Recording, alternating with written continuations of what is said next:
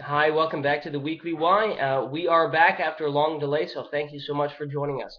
This week we're gonna discuss Parshat Noach. Parshat Noach, of course, is the second parsha in the Torah reading cycle, describing, among other things, the life and times of Noah and the Great Flood. So we begin the parsha by reading something about Noah, which almost no one else receives this kind of really illustrious description. Abraham doesn't get it. Moses doesn't get it. David doesn't get it, and Rabbi Jonathan Sachs, Chief Rabbi of the Commonwealth, makes this point. It's quite interesting. So, of course, we read about Noah in the beginning. Noah was a righteous man, faultless in his generation, and Noah walked with God. Sounds very promising. Almost no one else gets that kind of a description. And yet, at the end of the parsha, we read that Noah, he comes out of the ark, he plants a vineyard, he gets drunk, he exposes himself. One of his sons exposes him, and some of the commentators say he raped him. But then his other two sons, basically, push the other one away and, save him again.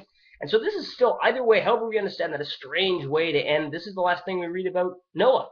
And we read in the beginning that he's faultless in his generation. In the end, we read at the end that, how he debased himself in such a manner. And so the Midrash has an idea on this. The Midrash, of course, is not just a commentary on the Torah, but the Midrash is a commentary on the Torah that seeks to understand what the meaning of the Torah is in our generation, in every generation, not just back then. And so the Midrash says as follows. They say that Noah asked God's permission to disembark the ark. In other words, God gave Noah a command, get on the ark, and yet before, even though the waters had receded, Noah didn't do it on his own. He asked God for permission.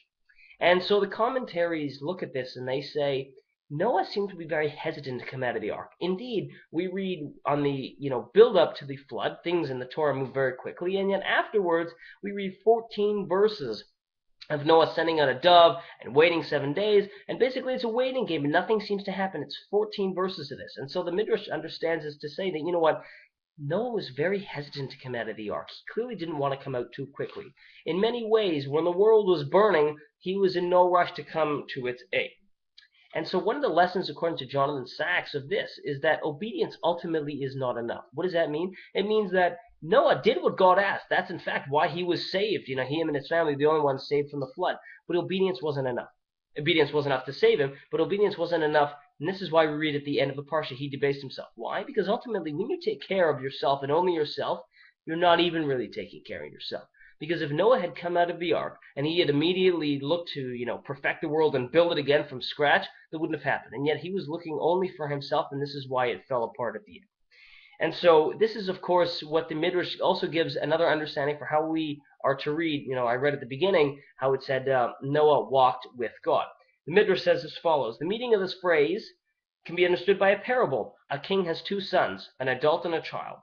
And the adult, he said, walk before me. But to the child, he said, walk with me. A child is scared. He has to walk with me. And so this is according to the Midrash why why God said to Abraham, walk with me. Abraham said God told Abraham, walk before me, but to Noah he said, walk with me.